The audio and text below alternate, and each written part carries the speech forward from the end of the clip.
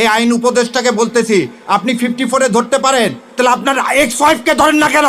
সে মৃত্যুদণ্ড ঘোষণা করতেছে আমাদের, আপনার কানে ঢোকে না? বেঈমান কোথাকার, হাতির রক্তের সাথে বেঈমানি করে আপনি 54 প্রয়োগ করে আবার সেই কি করতেছেন, দাড়ি টুপি আলাদা ধরতেছেন।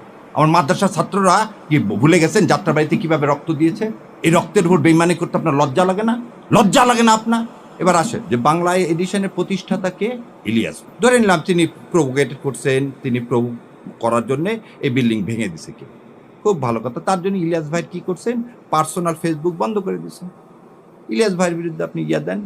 বাংলা এডিশন ইলিয়াস কি পরিচালনা করেন, সেজন্য বাংলা এডিশন বন্ধ করবেন? তাহলে এবারে বলেন আপনি, যে চ্যানেল 24-এর মালিক এই হামিম গ্রুপের, সে বলল প্রথমত হাসিনাকে চায়, দ্বিতীয়ত হাসিনাকে চায়, শেষ পর্যন্ত হাসিনাকে চায়, তখন কানের মধ্যে জানিয়ে কথাগুলো বাটপারগুলো জাতির সাথে বেইমানি করেন। আপনার সন্তানের চেয়ে ওই বিল্ডিং এর মূল্য আপনার কাছে বেশি। এই ভারতীয় দ্বিপত্ববাদ বন্ধ করেন, এই নাটক বন্ধ করেন। আপনি 2.5 ঘন্টা পরে এসে কিভাবে দাউ দাউ করে একটা বিল্ডিং জ্বলতেছে 4 তলা পর্যন্ত, তার মধ্যে ঢোকেন কিভাবে? তাহলে আপনি জানেন কারা আগুন দিয়েছে? এই আগুনের সহযোগী আপনি। নাহলে আপনি এই বিল্ডিং এ ঢুকলেন কিভাবে 2.5 ঘন্টা পর? কত বড় মিথ্যাচার যে সেদিন নাকি ফায়ার ব্রিগেডকে ঢুকতে দেওয়া হয়নি, তাহলে আপনাকে ঢুকতে দিল কিভাবে? আবার এর সাথে আপনি লিঙ্ক করেন কি দাড়ি টুপি। আপনাদের লজ্জা হয় না? যাত্রাবাড়িতে দেখেন, যাত্রা আপনি একটা জিনিস বলেন, সেরাটনে সামনে বিআরটিসি বাসে গান পাউডার দিয়ে আগুন ধরে জীবিত মানুষগুলোকে পুড়ে মারল কে? আওয়ামী লীগ। এই যে এই গত 1 মাসে যত বাস পুরাইছে কে? আওয়ামী লীগ। বিহঙ্গ পরিবহনের বাস কে পুরাইছে? আওয়ামী লীগ।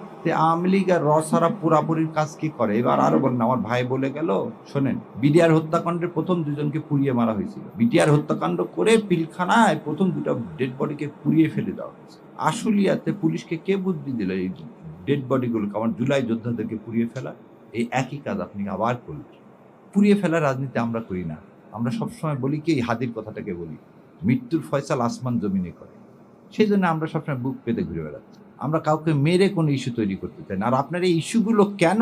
যখনই হাদির কি ছিল? হাদির একটা আহ্বান ছিল। কি আহ্বান? যে ভারতীয় আধিপত্যবাদ থেকে মুক্তি। সেটাকে এই নুরুল কবির সাহেব কি বলেন? উনি ধর্মভিত্তিক ধর্মভিত্তিক শাসন ব্যবস্থা কায়েম করতে চান। এটা তো আমার কর্তব্য, এই দেশে ইসলাম কায়েম করা। 90% দেশের যেখানে মুসলমান, সেই দেশে আপনার কিভাবে এইভাবে সাহস হয় বলার? আপনি একবারও তো বললেন না, যখন আওয়ামী লীগ এসে এই সংবিধান থেকে বিসমিল্লাহির রহমানির রহিম, আল্লাহর উপর পূর্ণ আস্থা ও বিশ্বাস এগুলো তুলে দিলেন, তখন মুখে কুলি পাটলেন। ও তার সমস্যা, প্রথম আলোকে এই ভেঙে চুরে আগুন